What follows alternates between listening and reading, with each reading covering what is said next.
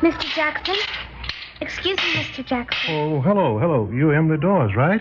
Yes, and I broke the handle on my bag, the one I carry my books and things in. Can you fix it? Well, now, let's see. Well, I can patch it up for you all right, I guess, but right now I have to take care of this boiler. Anyway, you got to get back to your room, don't you? Seems to me lunchtime's just about up. Well, but you always fix things. Look, I'll tell you what. You bring the bag down here right after school's out, and I'll take care of it then. I'll probably be over there in my little cubby hole there by the furnace room, or else I'll still be here working with this boiler. Okay? Okay, Mr. Jackson. See you later.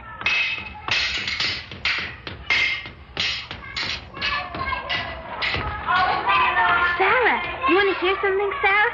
Mr. Jackson just asked me to come down to his room after school. Mr. Jackson, the janitor.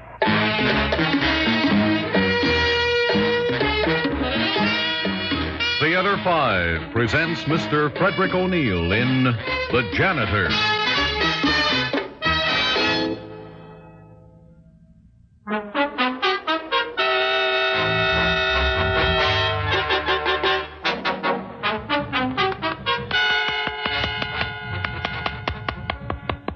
Well, the best I can do is pound these studs in and hope they hold. Thank goodness, you must have been carrying solid lead in this bag instead of books. How did you break it? I was swinging it around my head. Your book bag? What for? I don't know. I was just doing it. Do you sleep here, Mr. Jackson? Sleep?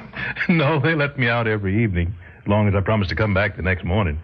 I live over on Brush Street. Brush Street? That's where the colored people live, isn't it? Well, where else you expect me to live? Oh. Do you like to be a janitor, Mr. Jackson? I do know. Well, now, some days I do and some days I don't. I like to be around the school and the children. Are you awfully old, Mr. Jackson? Old? The next thing you know, I'm going to be 45. All right, here you are. Guess this is about the best I can do for you. Now, you better not go swinging it around your head anymore. Your daddy's going to have to buy you a new one. Okay. Thank you very much, Mr. Jackson. You're welcome. You better scoot on home now before your mama gets word about how late you are.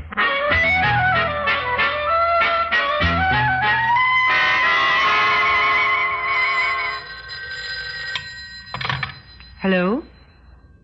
Who? Oh, yes, Mrs. Bailey. I've heard Emily mention your Sarah, of course. No, as a matter of fact, Emily isn't home from school yet. I was just beginning to wonder about it. Why do you ask?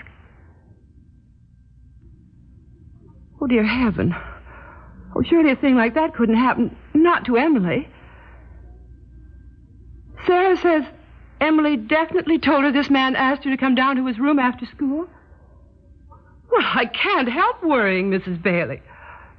All right, thank you very much. I'll have to hang up now. Not to Emily. Not to my little Emily.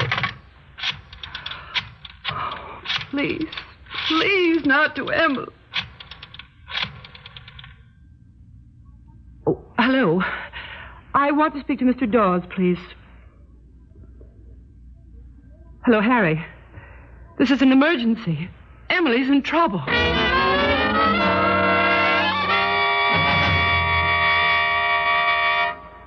Oh, Emily. What's the matter? Oh, Emily, did you go down in the basement to see that awful man? Huh? You can tell me the truth, baby. Nobody's going to blame you. Did you go down there to that man's room? You mean Mr. Jackson? He fixed my bag. Oh, my baby. What did he do? He fixed my bag. Here, see? The handle came loose, and he put these things in to make it stay together again. What else did he do? Well, he was hammering on the boiler. Oh, my poor, innocent darling. You don't even know, do you? Don't know what? Never mind, dear, never mind. It's a blessing you don't. Well, now, you'd better run along upstairs and change your clothes, dear. Here comes your father. Pop? How come? He never gets home till after Well, dark. he's home a little early today. Run along now. Okay. Elaine? In here, Harry. What's the trouble? Where's Emily? She's upstairs, changing. It's all right, Harry. Well, if it's all right, what am I doing here? You call me and tell me something terrible's happened to Emily, and I walk out on an important conference and rush home, and all you have to say is, it's all right, Harry. What's all right? Can you tell me that, at least? Please, keep your voice down. She'll hear you. So she'll hear me. I don't want to frighten her. The poor little thing's been through enough already, whether she knows it or not. Been through what, for heaven's sake? Do you know Mr. Jackson over at Emily's school? Well, not socially. I know he's the janitor. Well, that's what I mean. Well, this afternoon, he talked Emily into coming down to his room in the basement after school. He what? I don't know what he bribed her with. Something about mending her book bag or something like that. Anyway, the poor innocent little thing went down there and... Well, what happened? Is she all right? Please. Yes, she's all right. I told you. I don't think she's harmed at all. She doesn't even seem to be frightened. Well, how do you know? How do you know what kind of threats he made? How do you know what he said he'd do to her if she talked? I don't think so, Harry. I really don't think so. Well, we'll mighty soon find out. Emily! Harry, no. Yes, Pop? Come down here, please, Emily. I want to talk to you. Harry, I wish you wouldn't. I don't think she even realizes what a narrow escape she's had. And if you frighten her... Nonsense. Oh, Harry, please. You just can't let a thing like this ride, Elaine. There are lots of other little girls in that school besides our Emily. And if that's the kind of a man this Jackson is, then not one of them is safe. What do you want, Pop? Sit down, Emily. There on the couch. I want to talk to you. Okay. Now, Emily, I want you to tell me exactly what happened when you went down to Mr. Jackson's room after school today. Well, gee, he fixed my bag. And what else? Well, we talked. About what? I don't know. About where he lived, and how old he is, and did he sleep in his cubbyhole down there in the basement. I see. And does he sleep there? No, he sleeps home. Did he touch you in any way? Touch me? Put his hands on you? Oh, I don't know. I don't remember. Maybe he patted my head. He pats kids' heads sometimes. Pats kids' heads? He likes kids. He's always saying how he likes kids. He likes kids. Did he put his arm around you, Emily? I don't know. I don't think so. Think hard now. This is very, very important. Are you sure he didn't put his arm around you? Well, I think maybe he put his hand on my shoulder. I guess maybe he could have put his arm around me. I guess he did, yes. What are you doing, Harry? Information?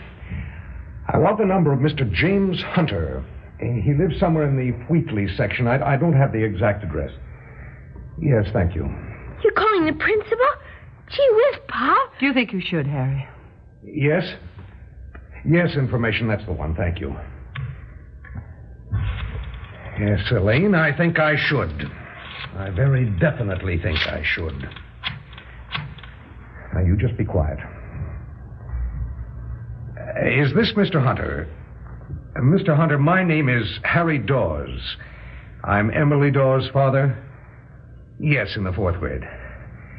I want to report to you, Mr. Hunter, that this afternoon your janitor, Jackson, tried to assault my daughter.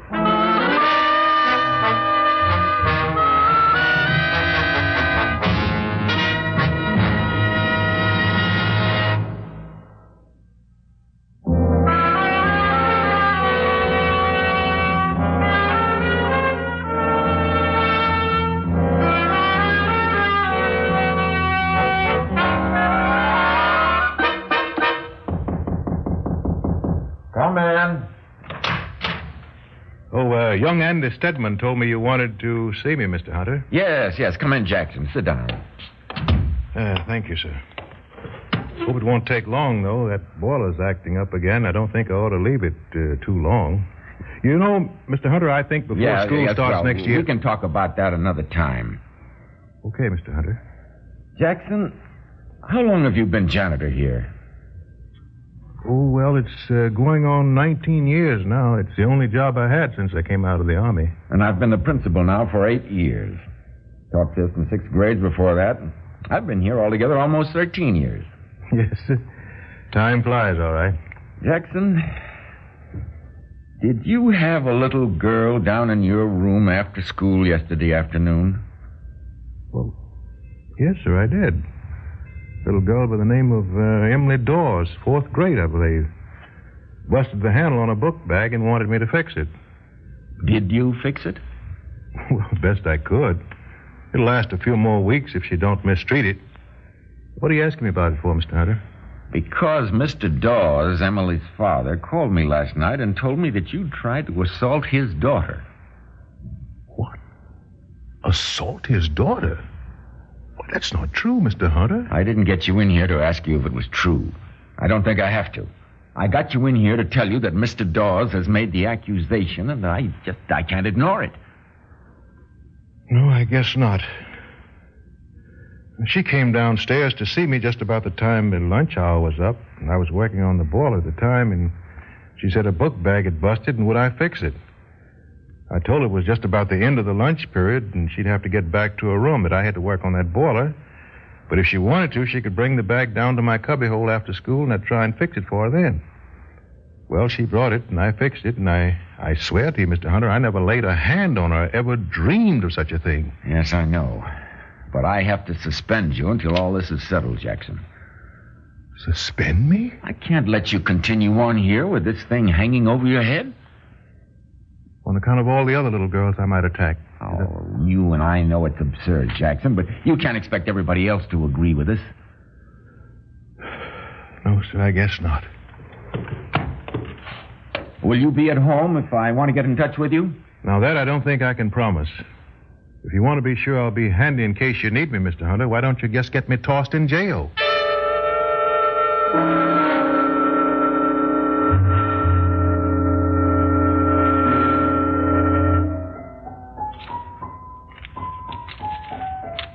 Harry? Have you noticed the way Emily's been acting this evening? What's she been up to now? She hasn't been up to anything. She just seems tired and, I don't know, apathetic. Well, that's what comes of keeping her out of school today. I told you she should have gone. But, Harry, after yesterday... Now, that's all taken care of. You heard what I told Hunter. Oh, yes, I know. But... Tomorrow she goes to school, and that's all there is to it. You can't keep her out forever because of this. Well, I suppose not, but just the thought of it frightens me. Oh, don't be ridiculous. Emily? Yes? You stopped practicing. Is your time up? It's almost up, Pop. And I don't feel like practicing anymore. Aren't you feeling well this evening, dear? Maybe you ought to have a dose of... I'm all right. I just don't want to practice anymore, that's all. I feel fine. You shouldn't have stayed out of school today. You'll feel better tomorrow. Why? Because you're going back to school tomorrow, that's why. I'm not. I won't go back to that awful old place. I'm never going back. Now, it won't do you any good to put on a show for us. You're going back tomorrow, and that's all there is to it. I won't.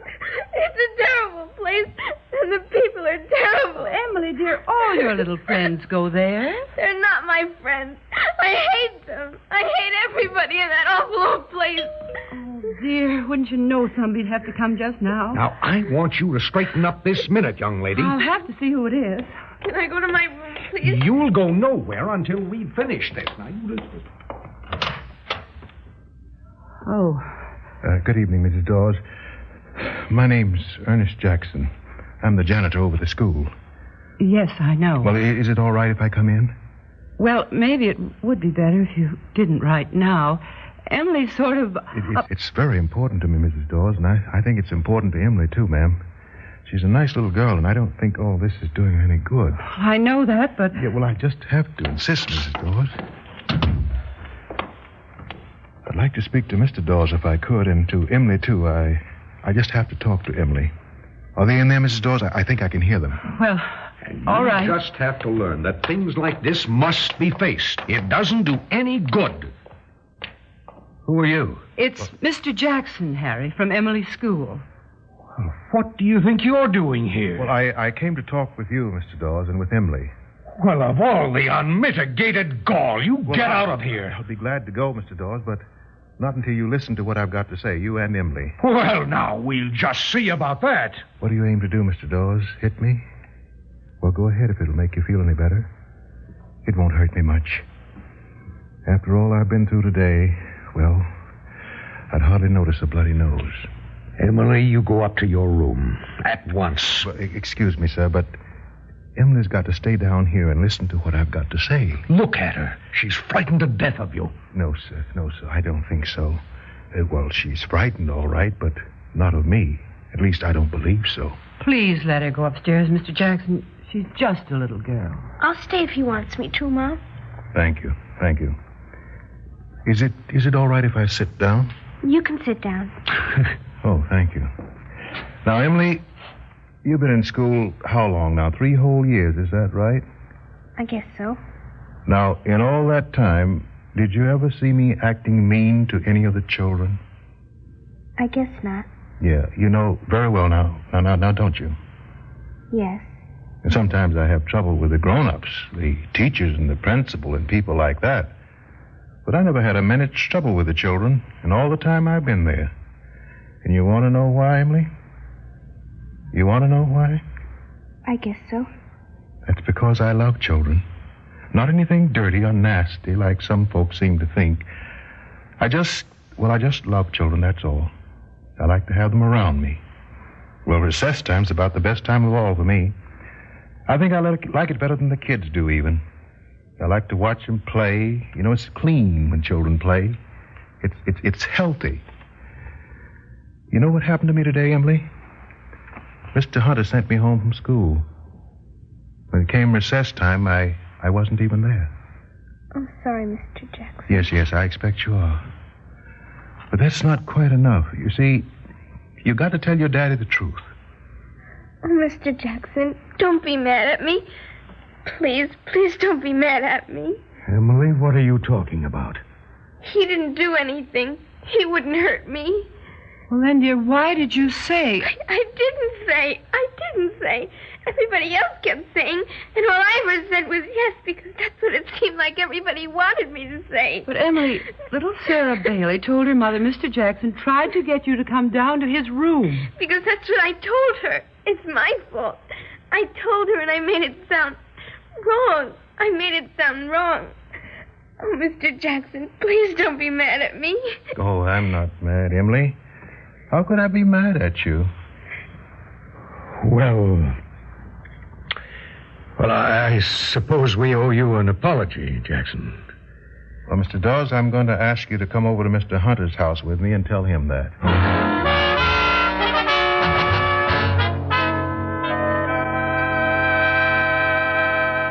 And that's how it happened, Mr. Hunter. In all fairness to Jackson here, I have to say that the only thing he did to Emily was repair her old book bag. I'm sorry about all the trouble. Yes, and so am I. I don't know if that makes up for anything, Jackson, but I am truly sorry. Well, things mostly don't get made up for anyway. Sorry's about the best anybody can do. You'll start back to work in the morning, of course? I don't know. What? I don't know as I want to work here anymore. But, Jackson, you... Yeah, the thing is, Mr. Hunter, I don't know if I'm ever going to feel natural with another child after this. I don't know if I'm going to feel right anymore about trying to help a child with a problem. And if I can't do that, then... Well, I don't think a school's a place for me. Mr. Jackson, maybe you don't feel that I have the right to ask it, but I wonder if you'd do me a favor. I can't promise to, Mr. Dawes, but what is it? Go back to work tomorrow. Never mind about my conscience or my wife's, but think about Emily. After the things you told her tonight about what that school means to you, think what she's going to feel if you don't go back. She's going to carry that around with her for the rest of her life. Please, Mr. Jackson, go back tomorrow. Well... Now, Jackson, you'd better go home and get some sleep. You'll have to make an early start tomorrow. That boiler's had a whole day to get ahead of you. Yes, I expect you're right.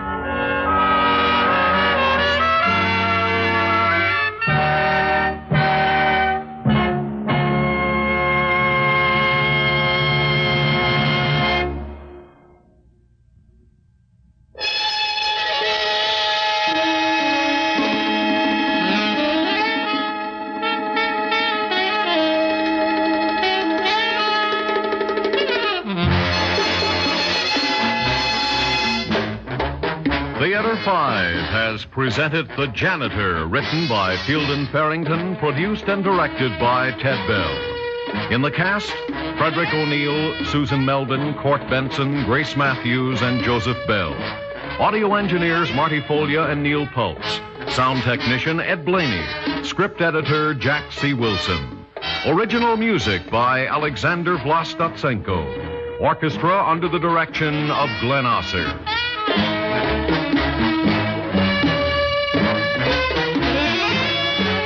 Executive producer for Theater 5, Mr. Lee Bowman. We invite your comments. Write to Theater 5, New York 23, New York. That's Theater 5, New York 23, New York.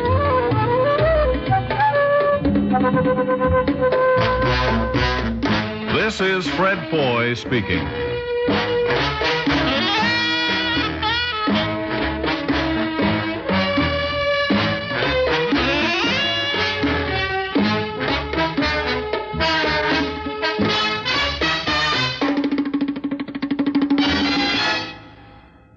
This has been an ABC Radio Network production.